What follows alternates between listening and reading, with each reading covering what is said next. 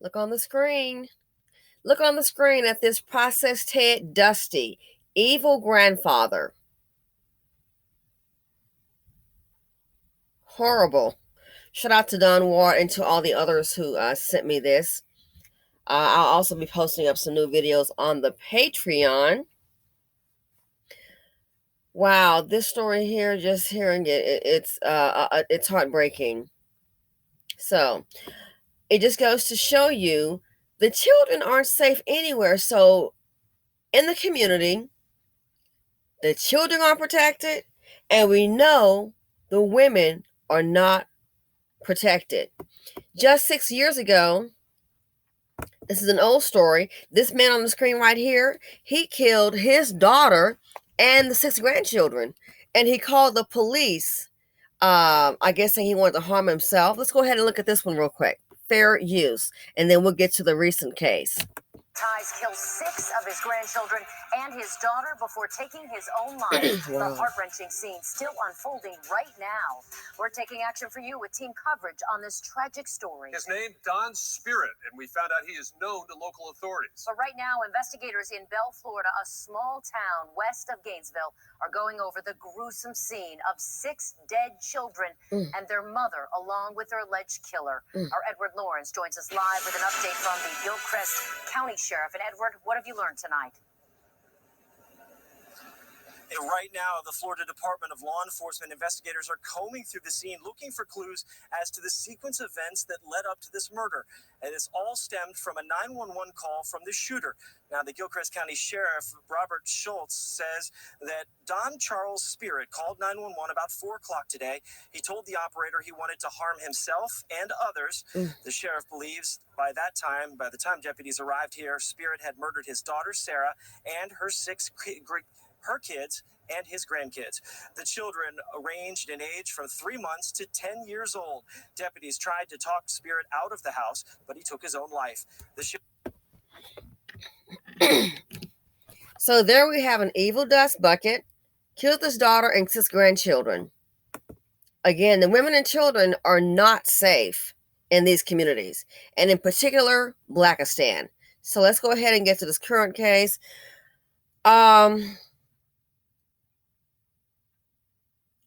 If you have an issue of domestic violence, this here is very brutal what occurred. So I just want to kind of give you a warning when they describe it. And it appears that I guess the mother lost custody. That's another video, but let's check out. This is what a grandfather does. Remember when our famous friend Godfrey made those statements about women? But what's the point? You're not even getting the point of what I'm talking about.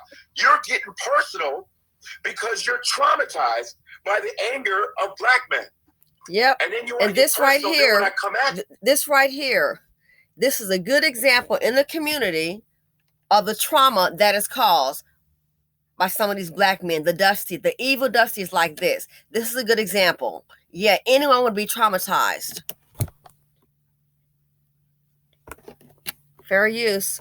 Examiner's autopsy report says the boy's skull was severely fractured, consistent with multiple blunt force blows to the head. Keep him away from my kids. Then 23 days later, he beat my child to death.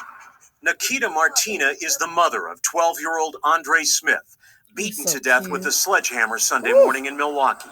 According to a criminal complaint, the boy's grandfather, Andres Martina, seen here, beat the boy for an hour to an hour and a half inside a home at 46th and Hampton after accusing the boy of stealing money. Andre just called me Friday at 12 on the dot. Mom, happy birthday. I love you so much. I can't wait to come home Christmas. And the next day he get beat to death. According to the complaint, Andre's 8-year-old brother witnessed the attack and told police he saw his grandfather hit Andre in the head with a mallet, a sledgehammer, and a coat rack, as well as a cane. The complaint goes on to say he told police he, quote, lost it.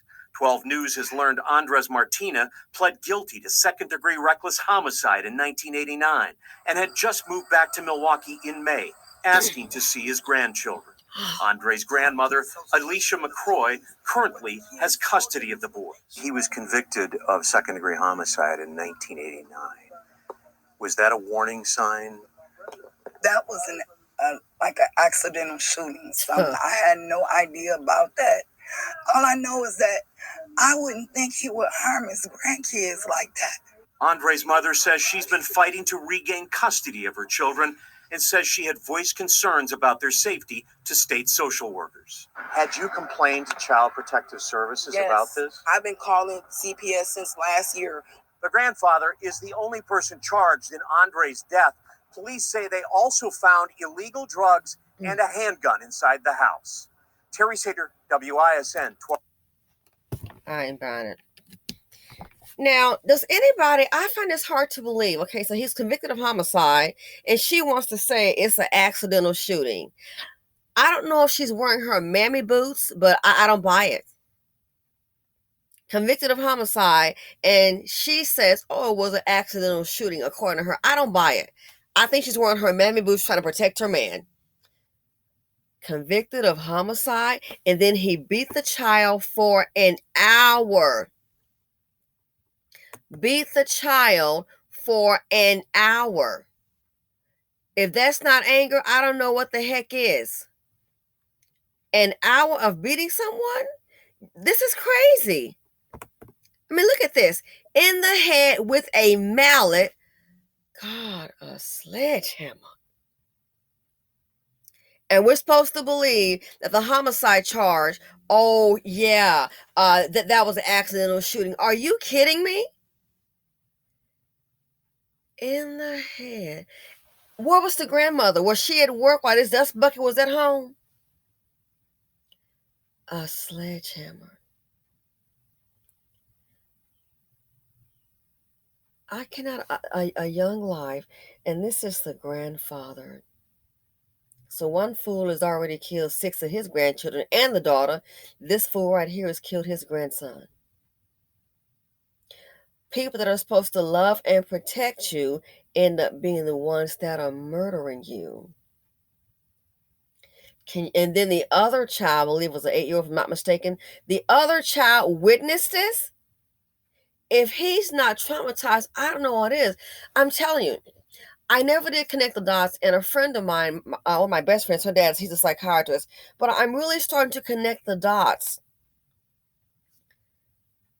I think a lot of the learning disabilities, especially in the Black community, I'm really starting to think this isn't, sometimes I know there are behavioral issues, you bet, but I'm really starting to think, thanks Godfrey, that the children are traumatized by what they are experiencing, exposed to, and seeing in the hood.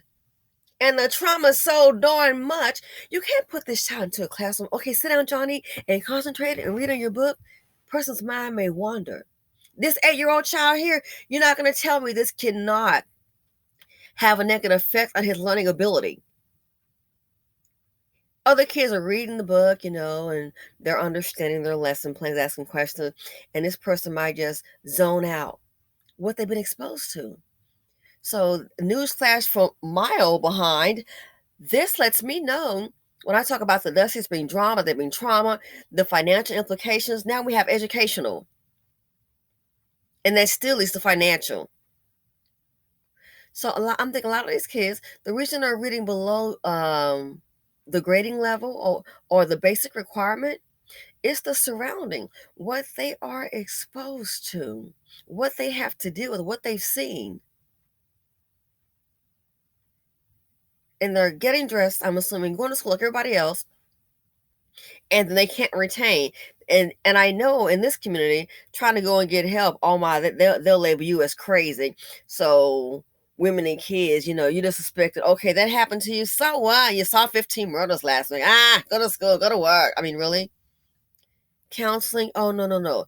They're going to think you crazy going to counseling. Anything that's intelligent, we're doing it the opposite way around. We want to equate that with crazy. Anything that's crazy, demonic, and dangerous, like these dusties, we want to lift them up. And that's my other thing. Why the heck in the culture, these dusties can be violent, do all kind of crimes, and we just accept them with open arms? You need to learn the definition of excommunication. If you notice, they can commit all kind of crimes, and when they find them, a lot of times they're in someone's home. But see, this is how it is in the black community. Along with this, a black man, oh, we can understand. He can kill a 5-year-old with a grandmother. He was on those drugs. It's supposed to be excusable. Everyone should have shut this man out. No, you can't come here. But oh no, that's part of that's part of the culture. Embrace idiocracy.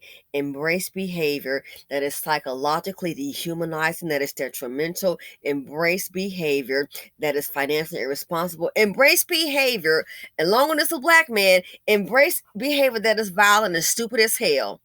Embrace it. That's why I don't look at all this thing. Oh, we gotta all be together. The hell we do. We need to vet you first. And I don't care if you've got $3 in your pocket, 300, 3,000, 3,000,000. Vet. That's the issue. People like this here. Oh, he just got out. Da da da. Yeah, and you welcome him. A lot of times, these family members, these women, they know what these men are capable of before they go in, before they come out. And I don't believe her accidental gun went off. Really. So let her spin it. If the child had noticed, let me guess. Oh, that hammer fell off the shelf. This is what mammies do, and that's why mammies are also a problem in society. Also a problem. So keep this in mind. And she's lost custody trying to get the child back. Oh, that's another video. But here's what happened. May the child rest in peace and rest in power. Beautiful child is gone, hit in the head with a mallet and a sledgehammer by his grandfather. I wonder what was his grandmother when all this happened. That's what happened. And this child is deceased. But the dust bucket is still here. Again, when he came home from prison like that, beautiful baby boy.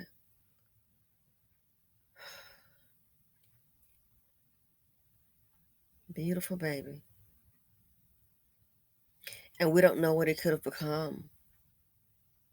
We don't know what he could have become. Any hopes, dreams, aspirations, it's gone. But we do know the baby is gone. But this piece of crap, this POS on the screen, this poverty-ridden, derelict, dusty dick poverty dick is still here. It's still here. Now, for the mother, she lost custody. Where was the father? You see the dynamics? Where was the father? Okay, she lost custody. Where was the father? You can't come get your son, sir? What were you? Let me guess. Poverty dick. Some of these men, I hate to say it, they will take better care of their shoes and better care of their cars than their children. And this here is an old, evil, demonic Dusty, in my opinion.